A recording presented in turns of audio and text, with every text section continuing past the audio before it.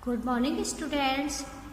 कल की क्लास में हमने चैप्टर 4 में वेद क्या हैं, वे किस भाषा में लिखे गए हैं और वेद कितने प्रकार के होते हैं इसके बारे में जाना था।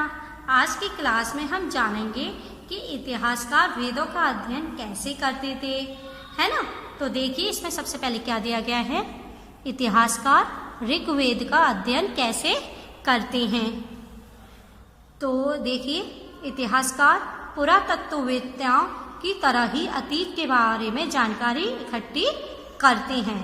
जो हमारे इतिहासकार है, जैसे पुरातत्ववेद जो लोग थे, वे क्या करते थे, पुरानी इमारतों के बारे में, पुरानी जगहों के बारे में पता लगाते थे, लोगों के रहन सहन, उनकी संस्कृति के बारे में पता लगाते थे और हमें बताते थे। लेकिन इतिहासकार क्या करते थे, जो भी वेद लिखे गए, जितनी भी रचनाएं हुई, उनको हमें पढ़ने का तरीका, उन रचनाओं से संबंधित कहानियाँ, है ना, उनका समय, सब कुछ बताते हैं।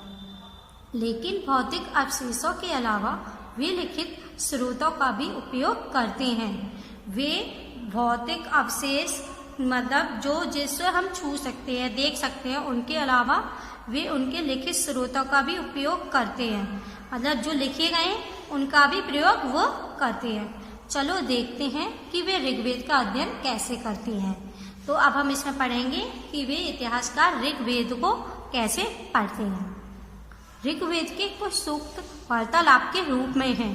ऋग्वेद में आप सभी को पता है कि अधिकतर प्रार्थना है, सूक्तियां हैं और वे क्या हैं, एक लय में गाई जाती थी। लेकिन उसमें कुछ सूक्तियां ऐसी हैं जो आपस में वार्तालाप के रूप में है। मतलब वार्तालाप ऐसे दो लोगों के बीच में बातचीत की जाती है, उस रूप में है। विश्वामित्र नामक ऋषि और देवियों के रूप में पूजित दो नदियों व्यास और सतलुज के बीच यह संवाद एक ऐसे ही सूक्त का अंश है। विश्वामित्र नामक ऋषि, इसके बारे में तो अधिकतर बच्चों ने सुना होगा। और देवी, दो देवी थी, मतलब देवी, इधर देवियों का प्रयोग किस लिए किया गया है, नदियों के लिए। किसके लिए किया गया है, नदियों के लिए। और वे नदी कौन सी है, व्यास और सतलुज। कौन सी है वे नदी, व्यास और सतलुज के बीच में किया गया है। तो मतलब एक तरीके से इसका अर्थ ये निकला कि व्यास और सतलुज मिलकर दो नदियां विश्वामित्र ऋषि से बात कर रही हैं। तो देखते हैं कि वे क्या बात कर रही हैं। देखिए ये एक प्रतिलिपि है, ठीक है, और ये किसकी है, ऋग्वेद की। किसकी है, ऋग्वेद की। ऋग्वेद के अंदर जो सूक्तियां वगैरह लिखी हैं, ये उसकी प्रतिलिपि है। इधर लिखा भी गया है ऋग्वेद की पांडुलिपि का एक पन्ना। भोज वृक्ष की छाल पर लिखी यह पांडुलिपि कश्मीर में पाई गई थी। यह प्रतिलिपि कहाँ पाई गई थी, बताइए, पांडुलिपि कहाँ पाई गई थी, कश्मीर में। लगभग 150 वर्ष पहले ऋग्वेद को सबसे पहली बार छापने के लिए इसका उपयोग किया गया था। ये जो प्रतिलिपि है, पहले इसको पढ़ा गया होगा। इसे किसने पढ़ा, इतिहासकारों ने पढ़ा, फिर उसका अर्थ निकाला और फिर इसके बाद उस अर्थ को लिखा गया, उसके बाद इसको छापा गया। इसी पांडुलिपि को देखकर अंग्रेजी अनुवाद तैयार हुआ है। जब इसको लिखा गया तो इसको अंग्रेजी भाषा में भी लिखा गया था। यह पांडुलिपि पुणे महाराष्ट्र के एक पुस्तकालय में सुरक्षित है। मतलब ये जो प्रतिलिपि है वो कहाँ सुरक्षित है, महाराष्ट्र के एक पुस्तकालय में सुरक्षित है, जो आपको अभी भी देखने को मिल सकती है, ठीक है। अभी मैंने आपको बताया था कि विश्वामित्र और नदियों के संवाद एक वार्तालाप के रूप में है। अब वो उसका अर्थ जानेंगे। विश्वामित्र और नदियाँ क्या है, विश्वामित्र और नदियों के बीच में वाद है। अब वे कौन सी दो नदियां हैं, बताइए, अभी आपने पढ़ा है ना कि वे कौन सी नदियां हैं। वे नदियां हैं व्यास और सतलुज। तो देखिए विश्वामित्र किससे कहते हैं, नदियों से। हे नदियों, अपने बछड़ों को चाटती हुई दो दमकती गायों की तरह दो फुर्तीले घोड़ों की चाल से पहाड़ों से नीचे आओ। मतलब वे नदियों से प्रार्थना कर रहे हैं कि आप अपनी कहाँ से? बछड़ों को चाटती हुई। जैसे कि आपने झरने से गिरता हुआ पानी तो देखा होगा, तो वो ऊपर से नीचे गिरता है तो वो बहुत सारे पत्थरों से किससे रिस कर आता है या नहीं आता? दमकती गायों की तरह। जैसे गाय चमकती हैं वैसे ही जब पानी ऊपर से नीचे गिरता है तो वो भी चमकता है। दो फुर्तीले घोड़ों की चाल।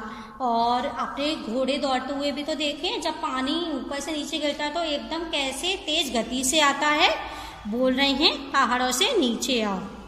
इंद्र द्वारा दी हुई शक्ति से स्फूर्त तुम रथों की गति से सागर की ओर बह रही हो। वो कह रहे हैं कि आपको ये शक्ति किसने दी? जैसे इंद्र भगवान है और उनके जो रथ हैं उसकी गति की तरह तुम सागर की ओर बह रही हो। तुम जल से भरपूर हो और एक दूसरे से मिल जाना चाहती हो। ये बोल रहे हैं कि तुम दोनों नदियां जल से भरी हुई हो और आप चाहती हो कि आप दोनों एक दूसरे में समाहित हो जाएं। अब नदियां क्या उत्तर देती है विश्वामित्र को? जल से परिपूर्ण हम देवताओं के बनाए रास्ते पर चलती हैं। वे कह रही हैं कि हम जल से भरी हुई हैं तो हम किसके रास्ते पर चल रहे हैं? देवताओं के बनाए रास्ते पर। एक बार निकलने पर हमें रोका नहीं जा सकता है। मतलब अगर हमने एक बार बहना शुरू कर दिया जिस दिशा में, हम उसी दिशा में बहते रहेंगे। जब तक हमारी दिशा में परिवर्तन नहीं होता हम कहीं पर भी नहीं रुकेंगे। जैसा कि आपने कहानियों में देखा होगा, रामायण महाभारत में देखा होगा, जब वे देवी देवता होते थे तो वे क्या करते थे? जब वो तीर चलाते थे, वो शक्ति तीर चलाते थे तो क्या होता था? जब वो एक बार तीर को कमान से छोड़ देते थे तो वो तीर को वापस नहीं ले सकते थे। ऐसा ही वो कह रही है नदियाँ कि एक बार निकलने पे हमें रोका नहीं जा सकता है। हे ऋषि, तुम हमसे प्रार्थना क्यों कर रहे हो? वो बोल रही है विश्वामित्र से कि हे ऋषि, आप हमसे प्रार्थना क्यों कर रहे हो? विश्वामित्र क्या जवाब देते हैं उन्हें? हे बहनों, मुझ गायक की प्रार्थना सुनो। वे कहते हैं कि आप मेरी प्रार्थना सुनो।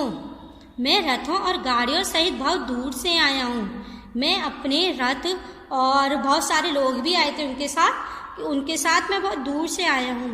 कृपा करके अपने जल को हमारे रथों और गाड़ियों की धुरियों के ऊपर ना उठाओ। मतलब उन लोगों को वे नदियाँ पार करनी हैं, इसके लिए वो उनसे कह रहे हैं कि तुम अपने जल के बहाव को थोड़ी देर धीमा कर लो, जिससे हम अपने रथों को और अपनी गाड़ियों को उस पार ले जा सके।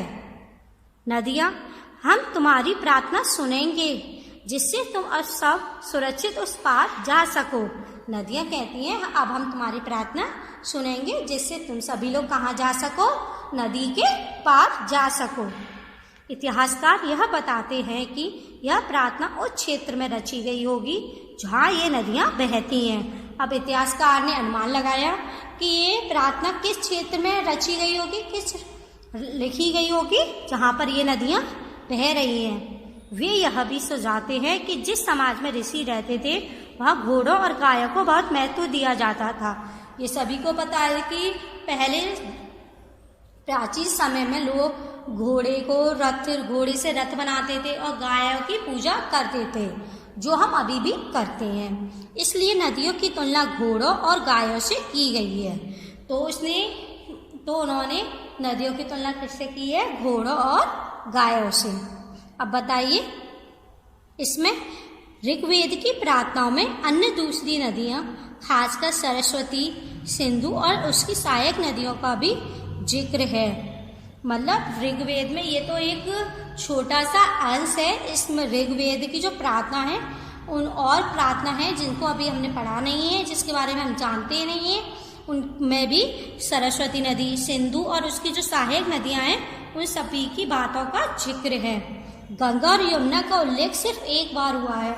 इस वेद में गंगा और यमुना का जो वार्तालाप है, जो भी प्रार्थना है, वो सिर्फ एक बार ही बताई गई है। मतलब गंगा और यमुना की बातें कम की गई हैं। ये बात सभी को समझ में आ गई?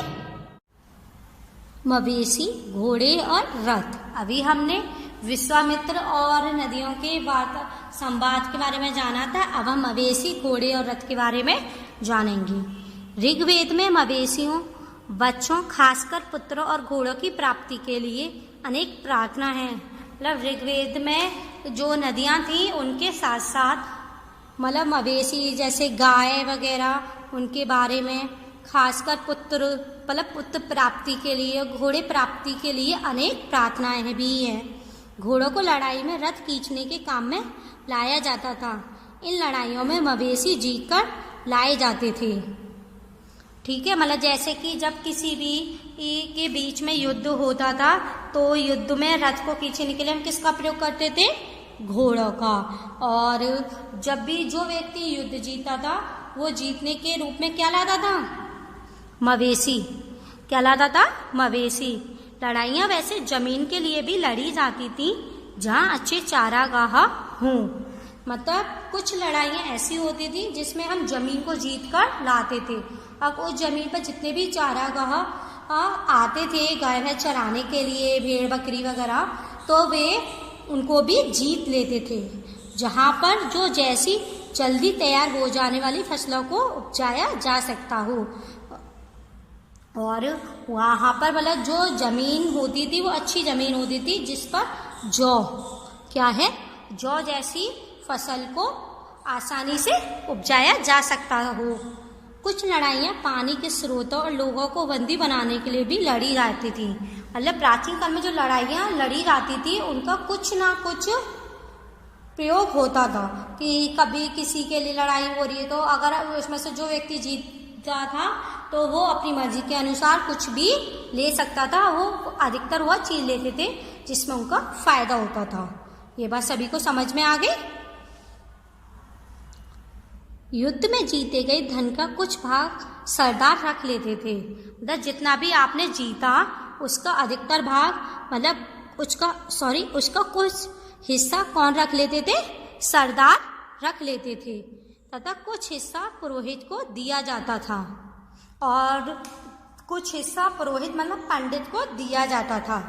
शेष धन आम लोगों में बांट दिया जाता था। जो भी राजा जीत कर लाता था और उस धन को क्या होता था? लोगों में बांट दिया जाता था।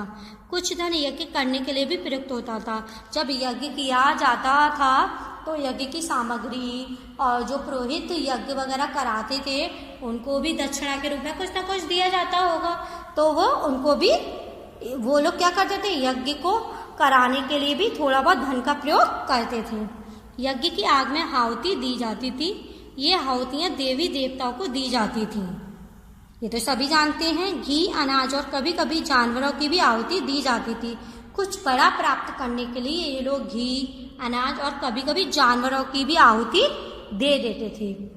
अधिकांश पुरुष इन युद्धों में भाग लेते थे और ये तो सभी को पता है कि प्राचीन काल में किसको महत्ता दी जाती थी? पुरुष को।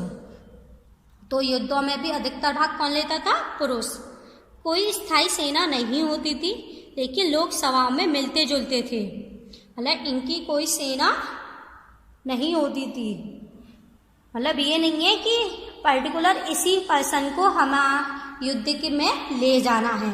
ये लोग आपस में सभा में मिलते जुलते थे और जिसमें वे युद्ध व शांति के विषय में सलाह एक दूसरे से लेते थे, और जब जिन लोगों की राय उनसे मिल जाती थी वे लोग युद्ध के लिए तैयार हो जाते थे। ये ऐसे लोग को अपने सरदार चुनते थे जो लोग बहादुर और कुशल योद्धा हो। ये अधिकतर उन लोगों को अपना सरदार चुनते थे, मतलब हेड चुनते थे, जो लोग बहुत ही निपुण हों युद्ध में। ये बात सभी को समझ में आ गई?